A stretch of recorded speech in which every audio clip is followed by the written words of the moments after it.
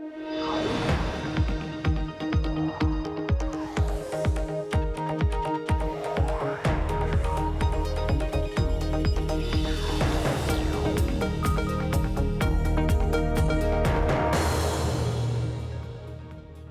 Emily Chang in San Francisco, and this is Bloomberg Technology. Coming up in the next hour, big tech responds after House leaders release a stunning report that could pave the way to a so-called breakup of big tech monopolies like Apple, Amazon, and Facebook. The companies are now pushing back.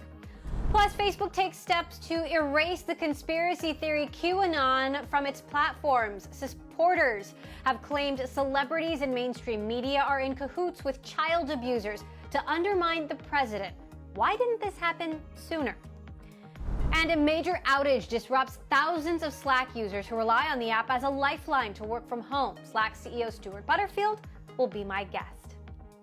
All of this on the night of the first and only vice presidential debate. We will have a preview on what to expect as Vice President Mike Pence takes the stage with Senator Kamala Harris later this hour. Meantime, stocks climb to a more than 1 month high on renewed optimism that U.S. lawmakers could still reach an agreement on additional stimulus. Let's get the latest with Bloomberg's Abigail Doolittle. Abigail, a lot to cover, including the reaction of these big tech companies on the back of that report. What did you see? Well, Emily, really a stunning turnaround from yesterday, but not so surprising because when we were chatting yesterday, it seemed possible that President Trump's tweet yesterday about cutting off stimulus negotiations could have been a negotiating tactic. And lo and behold, later in the day yesterday, last night, he did send out tweets about individual stimulus packages, the possibility of $1,200 for individuals who qualify, $25 billion for airlines, and $135 billion for small businesses. So we see over the last 2 days, there's the big dip yesterday, the 2% sell-off, and then the big recovery today, the S&P 500, as you mentioned, at its best level in more than a month. So investors looking past the noise and really going with the trend that we've seen right out of March, and that extended to the NASDAQ 100, which was also sharply higher, along with the Dow Transports. Interestingly, Emily, that makes a lot of sense. The Dow Transports putting in a new record high. Yes, in this uncertain environment, we do have a record high, and that has everything to do with the airlines really boosting that index higher and confirming the risk-on picture from the stock perspective, the fact that investors were going after stocks. We actually have bonds selling off, the 10-year yield pretty close to the top of resistance, suggesting the bond sell-off may continue, which could support this risk-on activity. And then, of course, yesterday after the close, Emily, that story did break that the House is recommending the breakup of big tech. At that point, tech had been down all day in anticipation of that, but we see a rebound today, and the talk that we had yesterday was about the idea that, the possibility of this breakup has been floating around for a couple of years, but it seems unlikely that it's going to be a 2020 event, maybe even, anytime soon in the next year or two. And lo and behold, we have these stocks higher. It is interesting, though, to see that Alphabet and Facebook participating less in the rebound rally. Apple and Amazon, though, really very strong days, and a big piece of why we did have the NASDAQ 100 and the S&P 500 rally sharply higher on this risk-on day. Up, down, lots of noise, a roller coaster ride. It'll be interesting to see what tomorrow brings, Emily.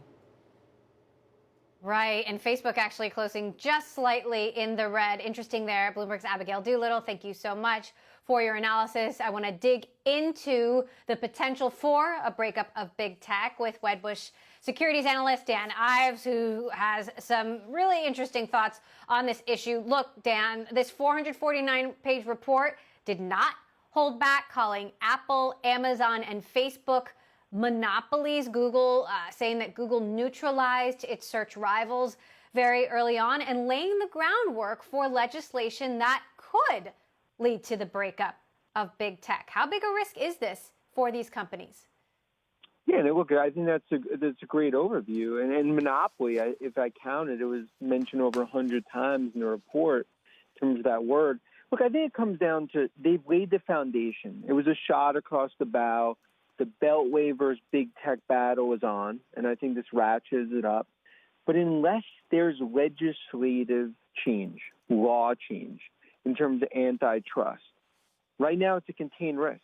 And I think it hits a brick wall unless there's changes to the law around antitrust. And I think that's why investors shook off this news today in terms of big tech. And I do believe, as we've talked about, if there is a full blue wave, that does potentially impact this, because then that on the table you could see maybe legislative change, as we go in 2021. They shook off the news except for Facebook, which didn't quite. The House saying that Facebook is a monopoly, that Instagram would be even or could be even bigger today if Facebook wasn't running it, that Facebook considers WhatsApp and Instagram its main competition, doesn't even consider Twitter and Snap as big competition. And isn't that the very definition of a monopoly? Do you think the stock is any indication that Facebook is a different case than the rest? Mm-hmm. I do put Facebook in a little different category. From a most to least exposed, definitely most exposed, of course, because of the Instagram and WhatsApp acquisitions. And I think they're front and center. I mean, that's really a target on the back against Zuckerberg. When you look at not just from an antitrust perspective, but especially on acquisitions. And I think that's something we're going to see going forward. It's going to be very difficult for big tech companies to do acquisitions given the spotlight. But no doubt, Facebook and Google front and center. And then, of course, I put Amazon and Apple next in terms of who's sort of caught in the crosshairs, Zuckerberg front and center. So we did reach out to all of these companies. We've gotten statements from all of them. And I just want to give you some idea of the pushback. Apple saying, we vehemently disagree with the conclusions in this report. Our company does not have a dominant market share in any category where we do business. Apple also told me they will be releasing a more fleshed out, comprehensive statement in coming days. Google saying we compete fairly in a fast-moving and highly competitive industry. Americans simply don't want Congress to break up Google's products or harm the free services they use every day. Facebook saying Instagram and WhatsApp have reached new heights of success because Facebook has invested billions in those businesses. A strongly competitive landscape existed at the time of both acquisitions and exists today. And finally, this from Amazon. Large companies are not dominant by definition, and the presumption that success can only be the result of anti-competitive behavior is simply wrong. And yet, despite overwhelming evidence to the contrary, those fallacies are at the core of regulatory spitballing on antitrust. Dan, these companies have deep pockets, huge lobbying operations in Washington. How do you think they're going to push back, and will they be able to make their case?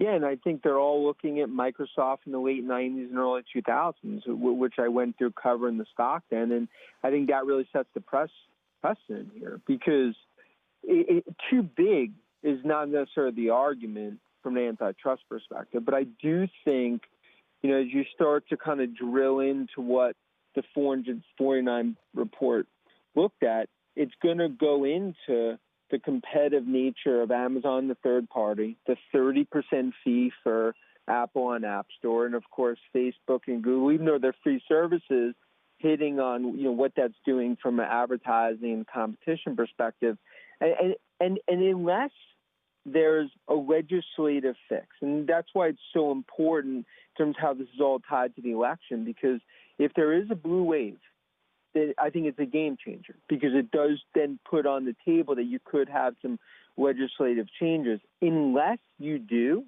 I think right now, from an investor perspective, it's viewed as fines and not business model changes and breakups that are on the horizon. And I think that's sort of the line in the sand as these companies defend their business model, especially going into the next 12, 18 months. All right. Well, this, of course, will kick off what will surely be a long and contentious political process. Dan Ives of Wedbush, always good to have you here on the show. We'll continue to cover this story as it unfolds. Coming up, thousands of workers now rely on Slack for their remote work. So what happens when the site goes down, even just for a few hours? We're going to hear from Slack CEO Stuart Butterfield about their latest outage next. This is Bloomberg.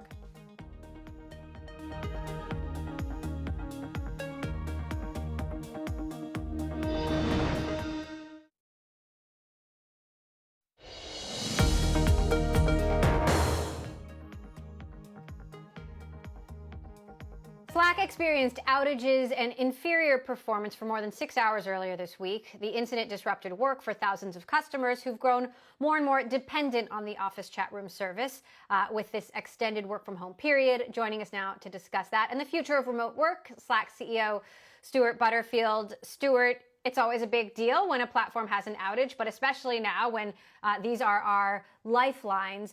What are you doing to make sure this doesn't happen again?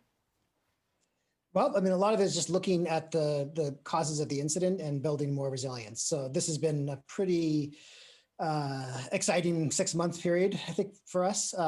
And over the course of that period, we've had 100% uptime most months and 99.9% for the whole period. And unfortunately, Monday, let's say, demonstrated the value that customers place on Slack service. Speaking of customers, you announced this morning the results of a global survey of 5,000 workers, and most remote workers are saying they're more satisfied than they were in offices. They want a hybrid model for the long term. You've told your employees they can work from home indefinitely, but there's a whole school of CEOs who are pushing back on this. Satya Nadella saying that remote work can feel like sleeping at work. How do you square that? Well, none of us truly know what's going to happen, but one thing we can say for sure is that the market for talent is a real market, and if certain employers are giving the option, the flexibility, and that's something that's desirable to employees, then ultimately people aren't going to have any choice. And I don't think anyone wants to work, as we have been under the current conditions, where you can't go outside and there's no childcare and you can't go get your nails done or sit in your favorite restaurant and watch people go by, because the amenities of normal life have been taken away. But do people want the flexibility to come into the office 1 or 2 days a week, get together with their team, brainstorm, make plans, and then for that period of time where they would otherwise just be sitting at their desk by themselves, working on their computer, they can do that anywhere. They can do that from a favorite coffee shop. They can do that from home. And get a lot more flexibility. So I think we're on a one-way path here. At Slack, at least, we now have more than 20% of our employees started post-pandemic. And I myself just hired my first direct report, our new head of people, Nadia Rawlinson, and she lives in Chicago. She's the first exec that doesn't live in San Francisco, and she's not going to move. Now, you hosted your first virtual user conference today. Sarah Cooper, who spoofs the president on TikTok, was your keynote, and I'm going to use that to ask you a question about politics, because the last few days have been quite a roller coaster, I think, for all of us. We've got a president with COVID, our country's political future in question, this big tech antitrust report coming down, so it's not like you as a business leader can ignore politics. How do you as a CEO operate in an uncertain environment and a potentially dysfunctional future? It's been challenging. And I think take it in the context of the larger uncertainties, because obviously there still is a lot of uncertainty about the course of the pandemic, the economic recovery, and all that.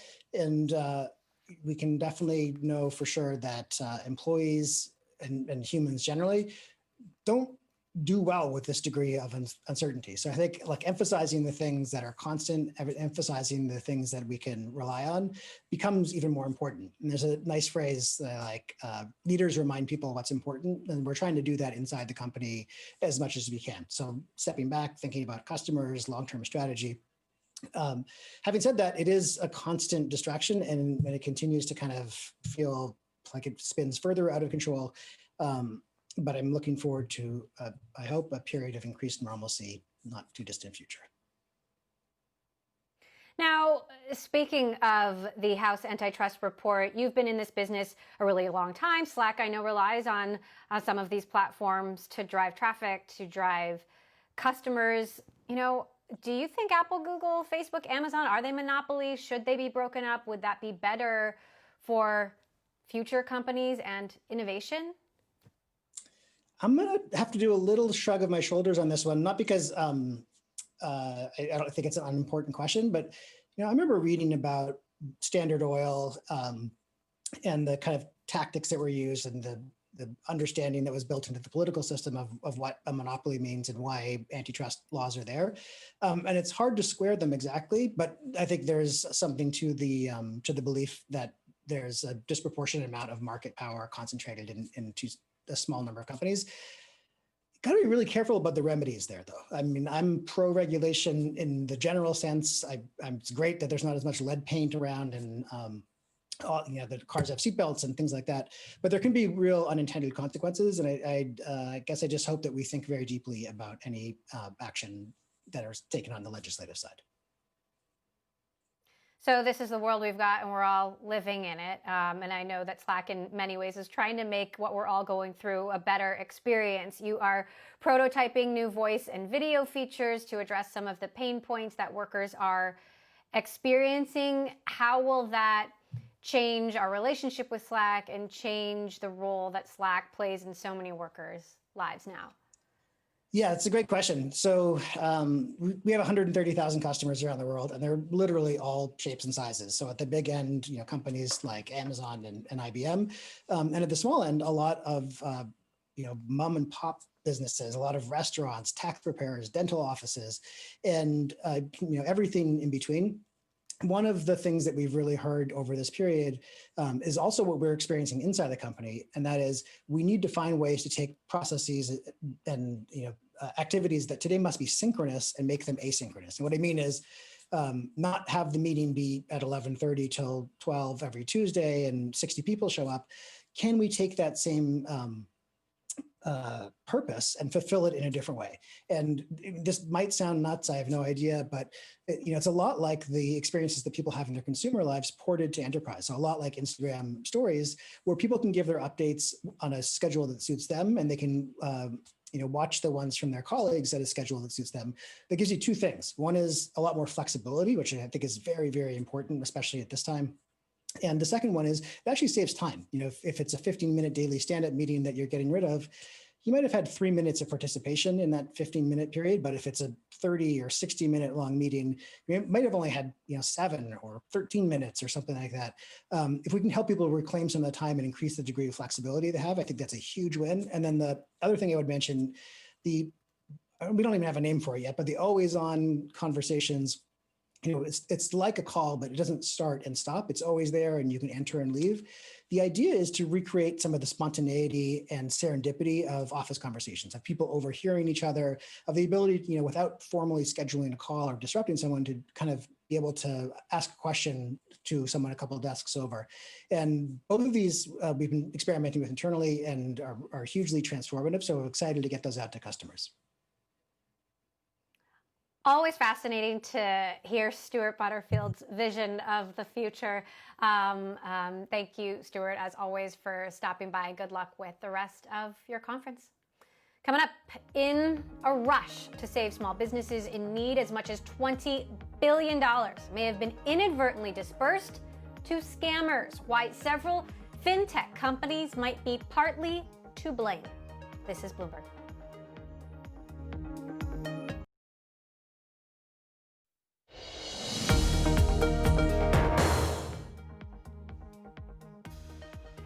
In April, the Paycheck Protection Program was under fire for moving too slowly and leaving out too many people. The government turned to fintech companies to get money out quickly without too much paperwork. Grateful businesses praised their speed. Scammers found them useful too.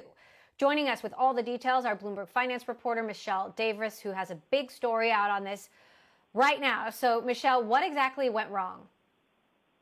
So, as you mentioned, the PPP program was one of the biggest government relief programs in history. It was rushed to get, money to businesses in need really quickly. And there have been reports that speed of the program are part of what may have opened it up to fraud, but little has been said on how fraudsters managed to get their applications through. And we did an analysis and found that it turns out fraudsters may have found a friend in online lenders, many of whom, automated the approval process to fund and issue billions of dollars of loans for businesses they'd never done business with. So I read through all of the criminal complaints that have come out so far related to PPP and cross-referenced that information with public records data to identify the lenders on the other side of a lot of these loans that are under scrutiny by the Department of Justice, and found that online lenders, fintechs, and non-banks, think Cabbage, Blue Vine, Cross River Bank, which works with a lot of the fintechs, and Celtic Bank, they handled 75% of the loans that are currently being probed for fraud by the Department of Justice. And that's even though they only handled around 15% of the 5.2 million loans that were issued as part of the entire program. So, that discrepancy just shows you they did become a big part of the program, but overall, they only processed 15% of the loans, but they are very prevalent in the overall picture of loans that are being probed for fraud by the Department of Justice. So what is the recourse? I mean, is the money just gone? So the Department of Justice right now is still trying to recover some of the money. We understand that as much as $175 million has been taken by fraudsters so far, and obviously, they're still looking to identify other rule breakers. In some cases, they can't recover the money because it was spent on, Lamborghinis or at a strip club. Like, not all of this money is recoverable. And because the SBA gave lenders like these fintechs leeway to rely on borrowers' self-certification, and because the loans are 100% guaranteed by the SBA, there's a chance, no one will really be held liable for this.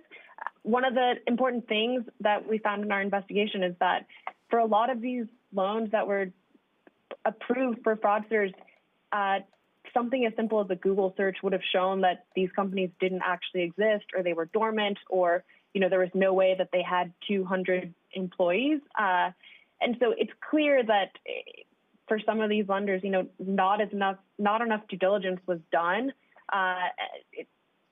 It remains to be seen, if they will be held liable for that. But for now, no one has been accused of wrongdoing. It's just we now have a better picture of how some of this fraud managed to get through the system. All right, some extraordinary reporting from you, Michelle Davis, in Bloomberg Business Week. Thank you so much, Michelle, for sharing with us what you found. All right, coming up, Facebook is taking a stronger stand on a conspiracy theory movement that the FBI has called a domestic terror threat. We're going to have all the details next. This is Bloomberg.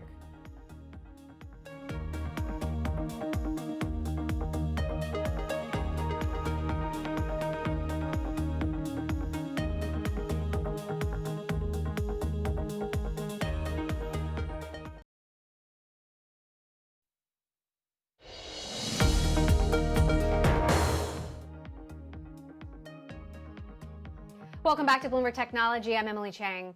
In a dramatic and some say long overdue move, Facebook has banned pages, groups, and Instagram accounts tied to the conspiracy theory movement QAnon. The theories spun by QAnon are varied, but based on an underlying claim that child traffickers are part of a deep state effort trying to thwart President Trump with the help of celebrities and mainstream media. The FBI has even called QAnon a domestic terror threat. Joining us now for more, Bloomberg's Kurt Wagner, who covers Facebook for us. So, Kurt, Facebook has taken marginal steps to put limits on QAnon on the platforms, but this is actually a big deal. It seems, trying to wipe QAnon off the face of Facebook entirely. What exactly did Facebook do here?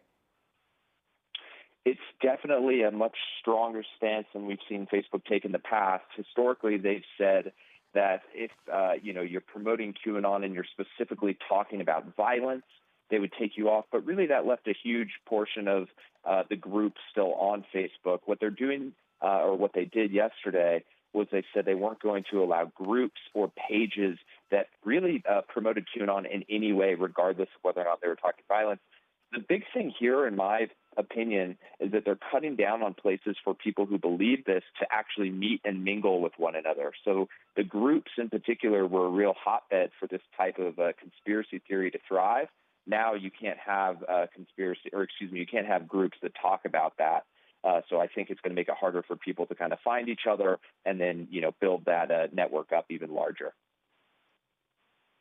Now, how do we make sure, or how do they make sure, that QAnon doesn't come back? The argument has been made that if you take away opportunities for these folks to communicate with each other, that could add more energy to the movement?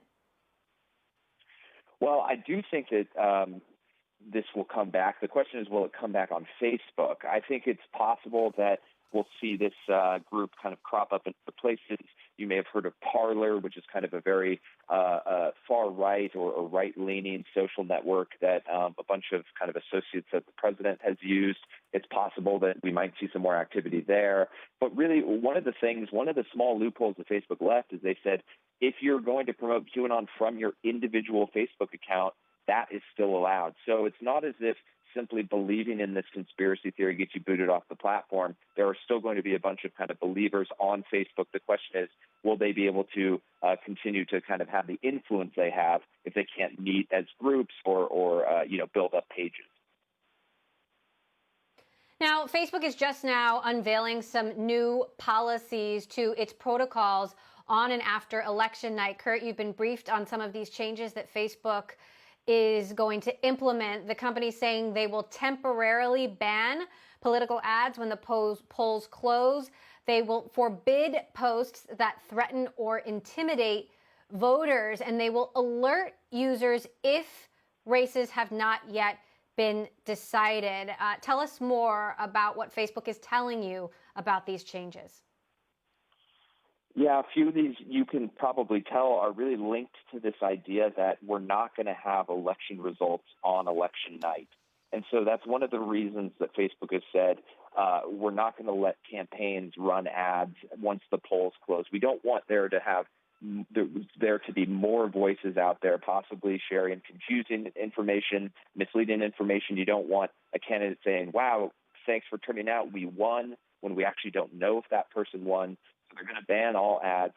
You mentioned the intimidation policy change. I find this one really interesting because you may recall about a week ago, we saw the president during the debate and his son, Donald Trump Jr., kind of encouraging their supporters to show up at the polls and actually make sure, there wasn't some kind of nefarious activity going on. But a lot of people took that as an intimidation, a call for intimidation. And so Facebook says you're not allowed to do that. You're not allowed to say, hey, join this Trump army, which is some of the language that they've been using. So it'll be interesting to see if that actually puts a stop to this type of behavior or if the language just has to change for people who are calling for that. Now, you're talking with internal sources at Facebook all the time. How confident are the folks who work there, the people that you're in conversation with on a daily basis, that Facebook will have a successful election night? That is, no issues? Or are there nerves that Facebook could in some way mess this up? Well, there are definitely nerves.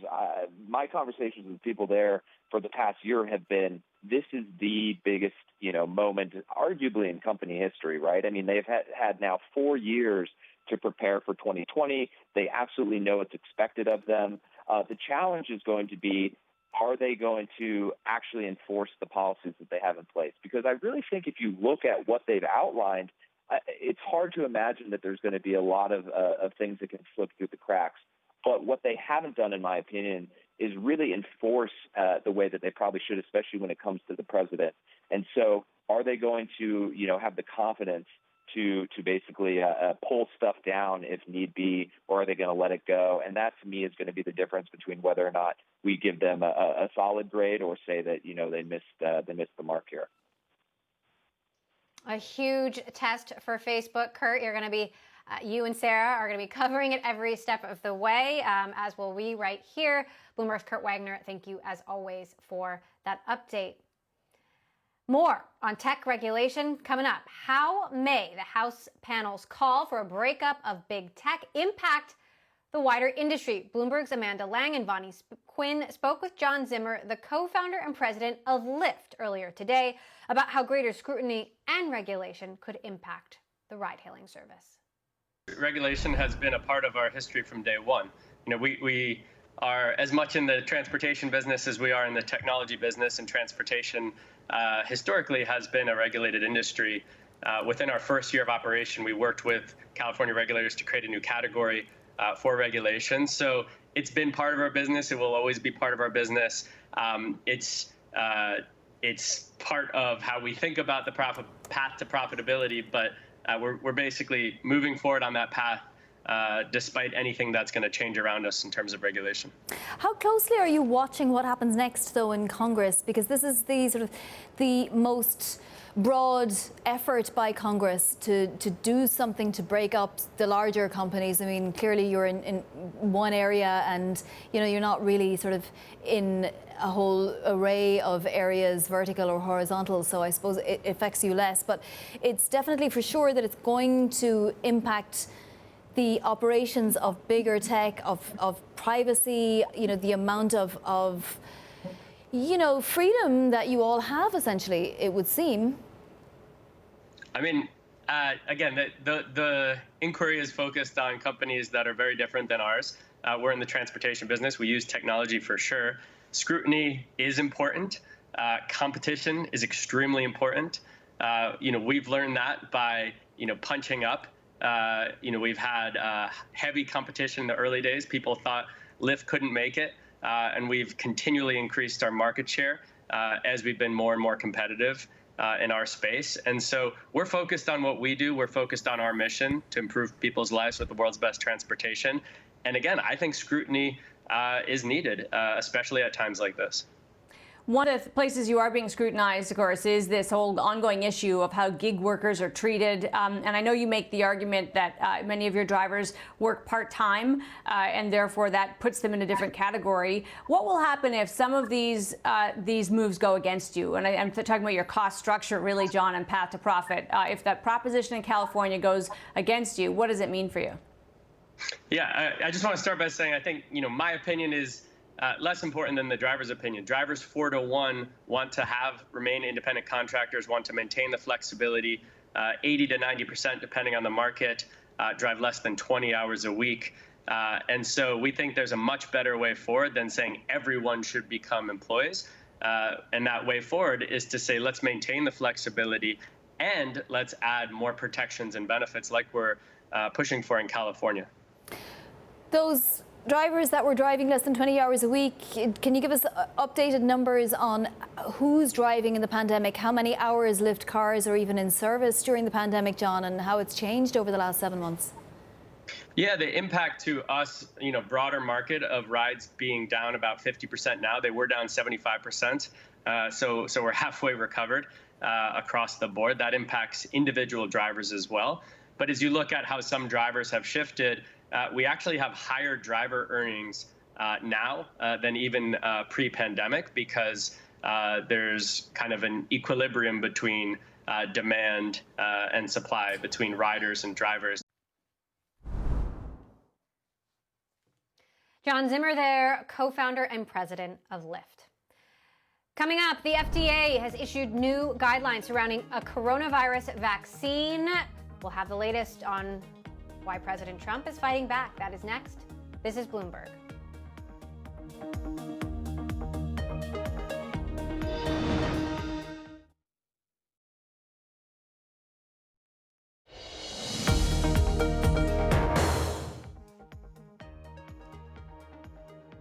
The FDA has announced new guidelines surrounding a vaccine for COVID-19. The administration has said it'll need 2 months of follow-up data before a drug could hit the market, putting President Trump's plan for a vaccine before the election into question. With us now, 10x Genomics co-founder and CEO Serge Saxonov. So Serge, let's be honest, this isn't going to happen before the election, is it? Not as far as I can tell, no. So when? What's your timeline? That's a really good question, right? Well, the nice thing is that there's multiple efforts underway, and people are working as hard as they can to bring these vaccines to market and to scale them up in anticipation of the final approvals. So I would hesitate to comment on precisely when these will emerge, but I think given the number of efforts that are going in parallel and given the early signs, I think there's reason to be optimistic that by early next year, you will start seeing distributions of these vaccines, at least one of them. Okay. Okay, so that's more optimistic than some have seemed. Do you agree with the FDA's measures here? Should they be more or less conservative? I think the FDA has to strike the balance here. It's absolutely imperative to be cautious and make sure that the safety is as much guaranteed as can be. At the same time, we're racing against the clock here, right? The pandemic is raging out there, and the sooner we can get the vaccine delivered to the millions and then billions of people out there, the better. And I think the FDA has demonstrated good amount of independence. So on balance, I think they're striking the right balance here. So you have been a critical force in providing researchers with the tools and technology necessary to conduct COVID R&D. We have talked about how scientists are collaborating more than they ever have in history on getting this done. What are some of the highlights of the research and development that you think really stand out? Well, there have been a lot across the board. Our specific, our products, our tools have now been used in well over 300 different laboratories, making significant advances in terms of understanding the virus, understanding the progression of it as it infects people, and understanding why some people respond well and some don't. One of the main areas where that has been particularly encouraging when we look at the therapeutic side is this development of antibodies for monoclonal antibodies to fight the disease. And of course, that's now getting to be very close to actual, getting close to patients.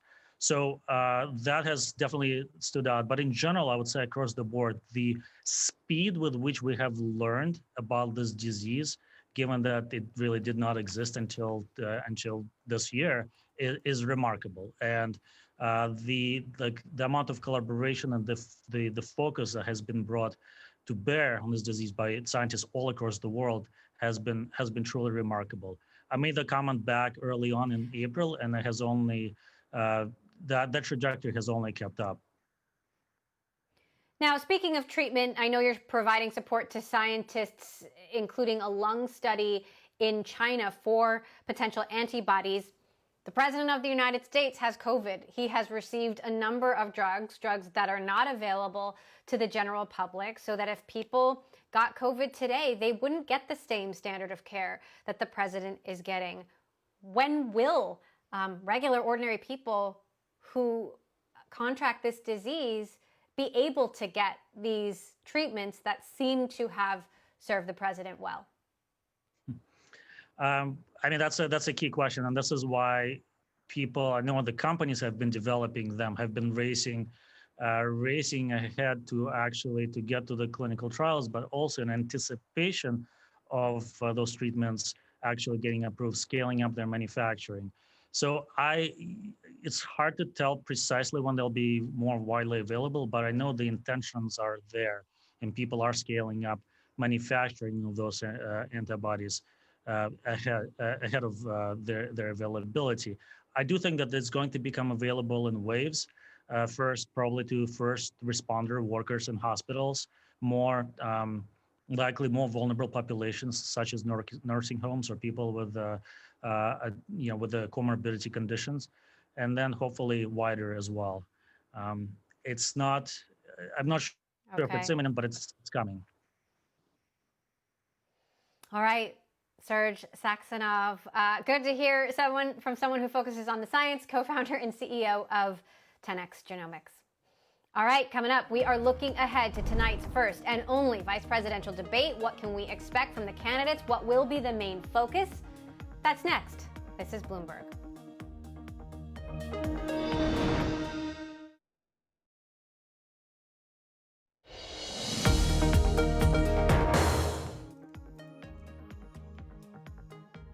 Vice presidential candidates are gearing up for the first and only debate of this election season, and the stakes could not be higher with President Trump still being treated for COVID-19. Vice President Mike Pence has tested negative. He and Senator Kamala Harris will hit the stage this evening, separated by a plexiglass divider, and there are bound to be some surprises. With us to look ahead to Bloomberg special coverage of the event tonight, our Bloomberg contributor and campaign manager for John McCain's 2008 presidential run, Rick Davis. So, Rick, it's hard to expect anything other than the unexpected, but what do you see happening tonight? Yeah, I hate to say, because all the predictions going into the last debate had been thrown out by the first 5 minutes. So hopefully we'll last longer and deeper into this debate. But look, I mean, obviously this debate is under the specter of what you described, a president with COVID, increasing numbers in states all around the country, developments of new vaccines and treatments hitting the news, the FDA pushing back on the president's pressure. So I have no doubt that we got to follow some of the headlines, and COVID will be front and center tonight. Vice President Pence will make a full-throated defense of his administration's handling of the virus and its pandemic's effect on both us and the world. And I'm sure that Kamala Harris will take an opposite view and indict the administration on its handling of the COVID virus. So I would think that will be one of the key topics and what the American public are most curious about. Speaking of headlines, as we've been talking, the president tweeted another video message. We are listening to it now, but the long of the short of it is he's saying he didn't have to go to the hospital. Regeneron was key. He could have stayed at Walter Reed. He could have stayed at the White House, he says, but he went to Walter Reed. The doctors did a fantastic job. We've got great first responders.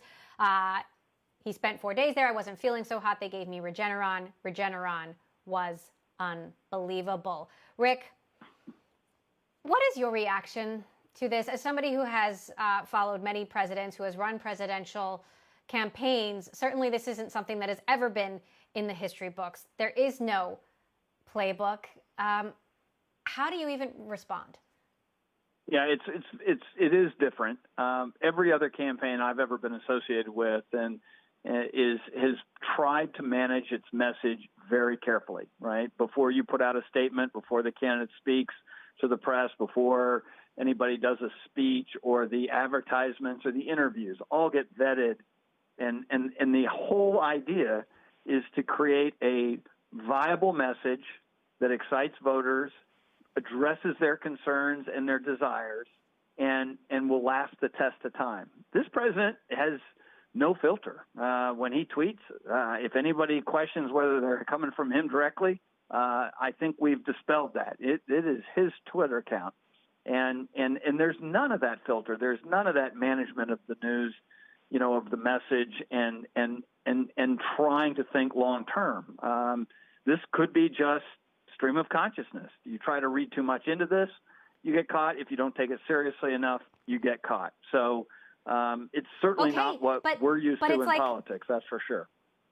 Pretty dramatic pronouncements from his stream of consciousness. He's saying he views these therapeutics that he has had the benefit of as a cure, that he feels perfect now. He sees the virus as a blessing. We just finished a segment with the CEO of a biotech company who says there is not going to be a vaccine before the election. It's not happening until at least, at the earliest, early next year. You have American people who are listening to what the president says and believing it, and that's going to impact their vote. Well, this is the president that questioned the validity of using Clorox as a disinfectant internally. This is the president that went out of his way to espouse hydrochloroquine to the American public. We'll notice that he hasn't been using that. At least he hasn't talked about it yet. So, look, I mean, I think this is the quandary everybody's in, is that you don't know what to expect. There's no fact-checking before the president weighs in on this stuff. He reacts whenever anything gets spelled out as negative. He says he was just kidding or just musing to himself. But the bottom line is none of this is helping him, right? I mean, if you look at the state of his campaign since the last debate and since he's gotten the virus, his numbers by and large have been drifting away in the key battleground states and arguably tanking nationally. And none of that poses well with people in 25 states voting right now and only 3 weeks left really in the campaign season to make your point.